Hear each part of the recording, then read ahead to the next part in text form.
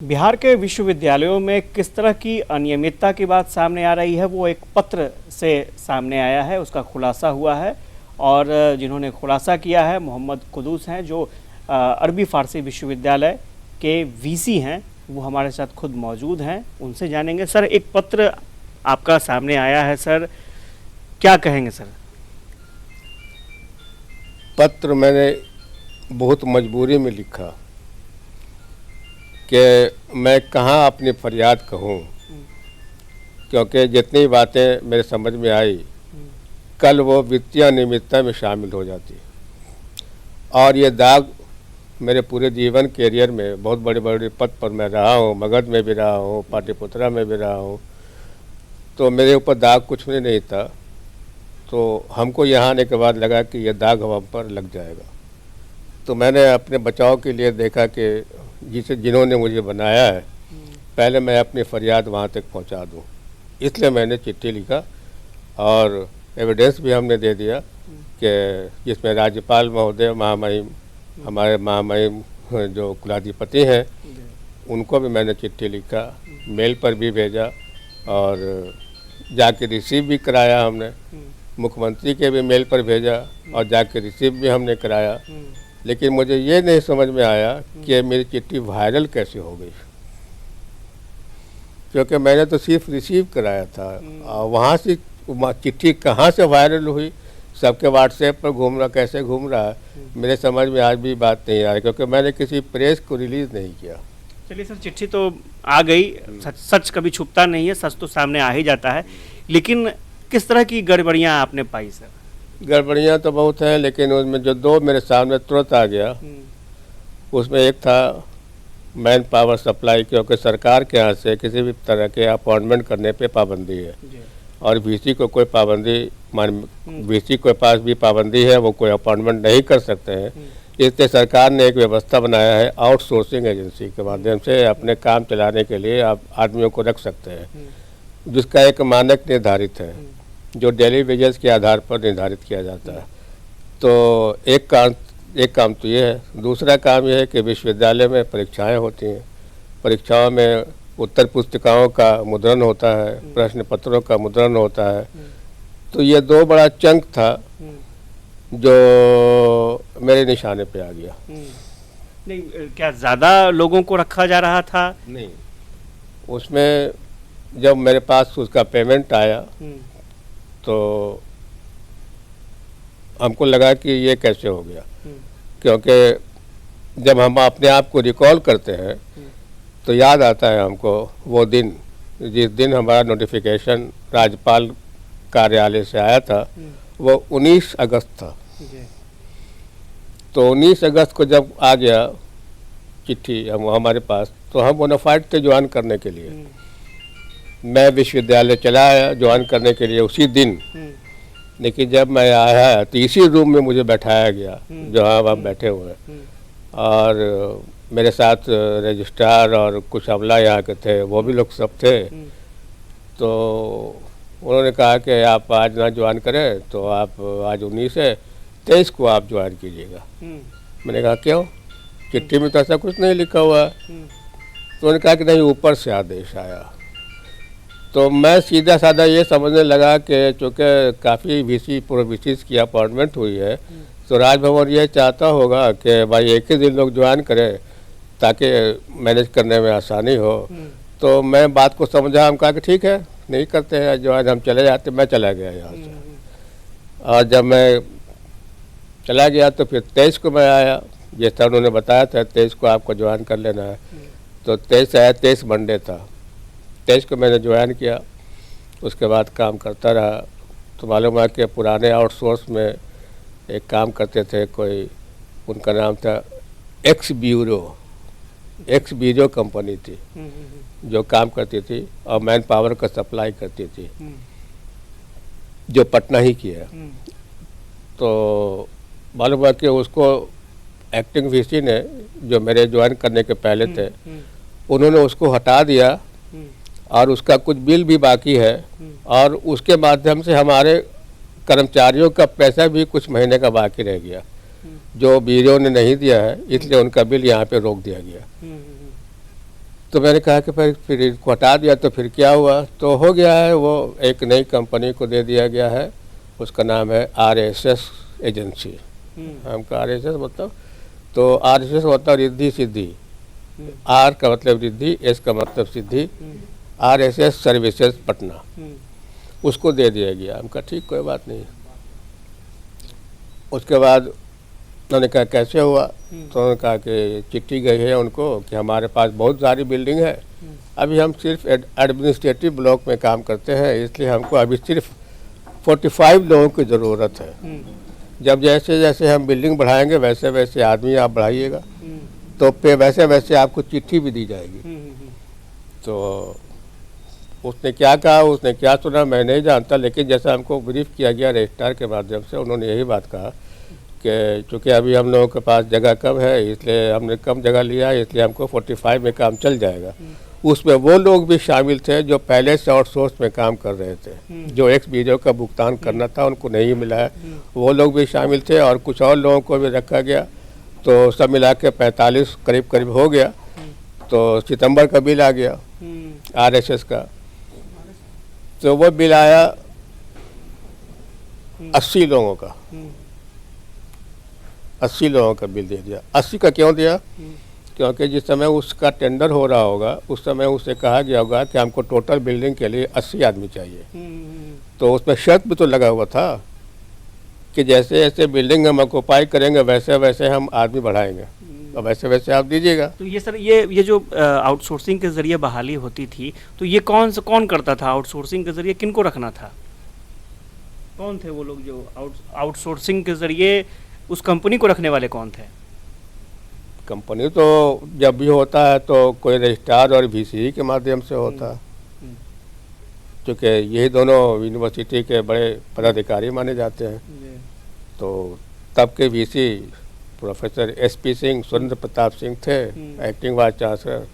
Basically वो L N Mithila university Darbhanga के VC हैं, लेकिन उनके पास पाटलिपुत्रा यूनिवर्सिटी पटना, मधुरक university Patna, Aryabhatta knowledge university Patna का भी प्रभार था। अच्छा, एक जानकारी आ रही है कि सर उत्तर पुस्तिकाओं में भी गड़बड़ी आपने पाई। नहीं, पहले तो मैं आउटसोर्स क्लियर कर दूँ। और वो आउटसोर्स का तब जब पेमेंट आ गया तो फिर सितंबर ख़त्म हुआ तो हमको फ़ोन आने लगा राजभवन से कि उनका पेमेंट करिए, दुर्गा पूजा का मौका है अक्टूबर में, इसलिए आप उनको पेमेंट कर दीजिए।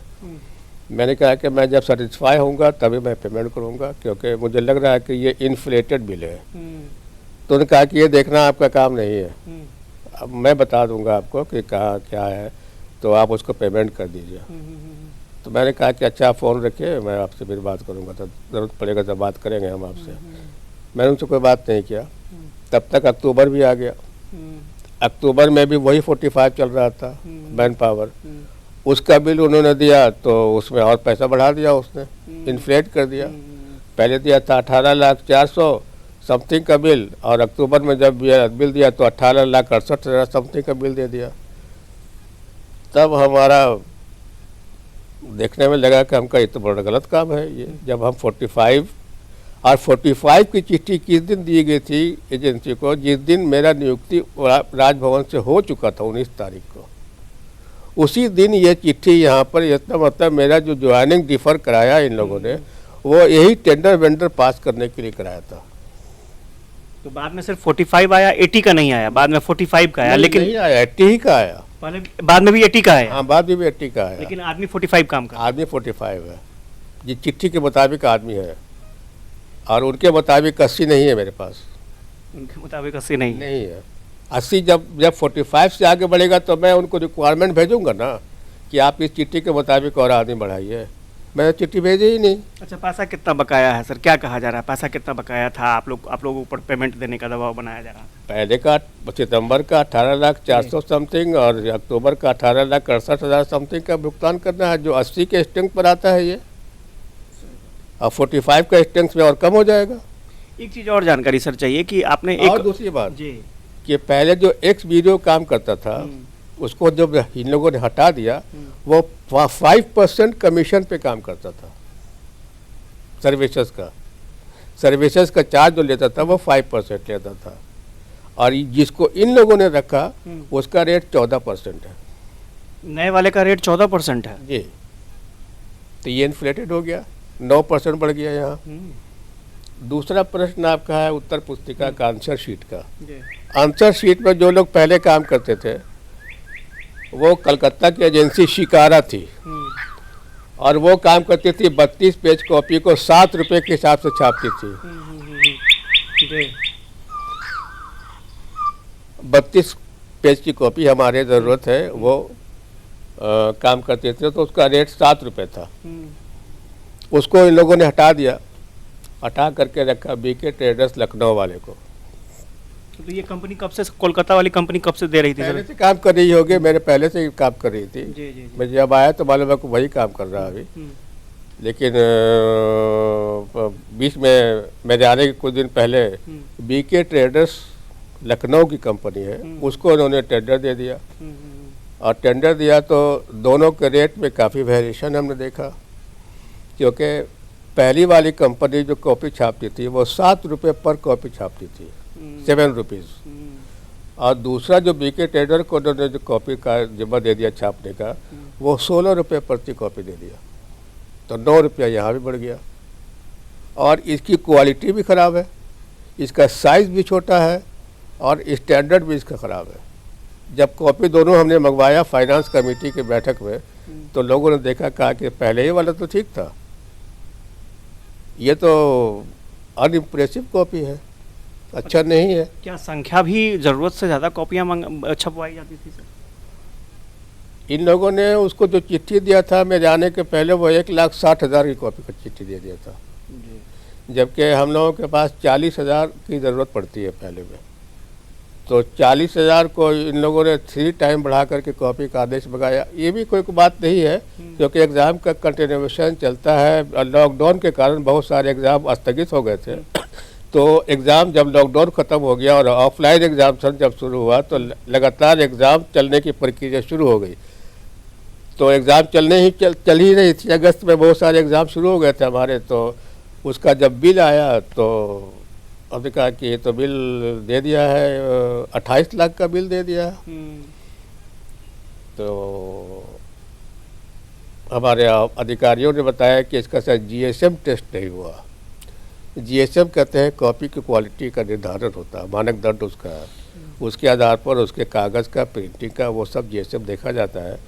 और जो नहीं हुआ था तो हमने कहा कि इसका पैसा काटो, जब जीएसएम फाइनल कर दीजिएगा आप, तब उसको पैसा रेट दिया जाता। 20% काट के हमने उसको 22 लाख का पेमेंट करवा दिया।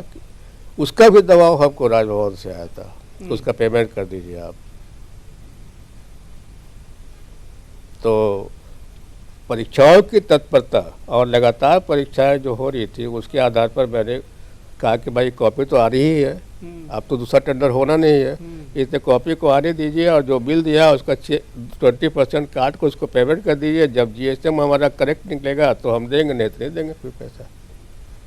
तो अब क्या परिस्थितियां दिख रही हैं सर? आप, क्योंकि आपकी चिट्ठी के बाद बहुत सारे सवाल भी उठ रहे हैं, अब क्या सारे सवाल उठ रहे हैं, तो जिनको सवाल जिस तरह का उठाना होता है वो उस तरह का सवाल पूछते हैं। मैं जो जवाब दें उनका जो बनता है अप्रोप्रिएट जो जवाब हो सकता था मैं दे रहा हूँ। तो आपने कहा कि सिर्फ 2 मामलों की अनियमितता, अभी केवल 2 मामलों को मैंने सामने बुलाया, मतलब और भी मामला सामने आ सकते हैं, क्योंकि मेरे आए हुए अभी 3 ही महीने हुआ। तो आप क्या समझते हैं कि मैंने यूनिवर्सिटी को पूरी तरह समझ लिया, पूरी फाइल मैंने देख ली? नहीं देखा। जो मैंने देखा उस पर मैंने लगा कि ये मेरे लिए कल वित्तीय अनियमितता का कारण बनेगा, और जिनके दबाव पर मैं पेमेंट करूंगा, कल वही हमको वित्तीय अनियमितता का आरोप लगा करके हमारा पावर को सीज करके कहेंगे कि आप पर इंक्वायरी बैठाते हैं। तो मैंने कहा कि ये सब हमको करना नहीं है, क्योंकि मैं अभी तक बहुत जगह विश्वविद्यालय में रहा हूँ, मुझे पर कोई दाग नहीं था। तो मैं कहा कि आप कहें किसको हम, तो हमने देखा कि जिसने मुझे बनाया है मैंने पहले उसी को कहूँगा। नहीं तो ये कहा जाता है कि सर सच बोलना गुनाह है, तो गुनाह है, लेकिन बहुत देर तक गुनाह नहीं है। ये सच बोलने वाले प्रताड़ित होते हैं, लेकिन बहुत दिनों तक वो प्रताड़ित नहीं हो सकते हैं। सच बोलने वालों की बातों को दबाया जा सकता है, लेकिन बहुत दिन तक दबाया नहीं जा सकता। एक दिन परिस्थिति ऐसी आएगी कि सब लोग कहेंगे कि नहीं वही ठीक था। क्या अभी कोई चिट्ठी का जवाब आपको मिल पाया है सर? अभी कोई चिट्ठी के जवाब नहीं मिली है, आप इंतजार कर रहे हैं? हम इंतज़ार कर रहे हैं। इसलिए मैंने देखा कि हमारे इमीडिएट बॉस महामहिम कुलाधिपति होते हैं और फिर राज्य के मुखिया नीतीश कुमार होते हैं, तो मैंने इन दोनों को पद से अवगत करा दिया। चलिए, तो अब मैं ये नहीं जानता हूँ कि ये चिट्ठी वायरल कैसे हो गया, क्योंकि मैंने किसी प्रेस को रिलीज नहीं किया। चलिए, तो मोहम्मद कुदूस थे और ये बता रहे थे कि किस तरह से किन परिस्थितियों में चिट्ठी लिखनी पड़ी। राजभवन की तरफ से दबाव आया पेमेंट का और उसके बाद कुछ पेमेंट किए गए, लेकिन कॉपियों की गुणवत्ता के आधार पर कुछ पेमेंट रोके गए हैं। अब देखना ये होगा कि आगे राजभवन या फिर मुख्यमंत्री खुद मामले पर किस तरह का संज्ञान लेते हैं। कैमरा पर्सन फिरोज के साथ आशुतोष रजी, मीडिया, पटना।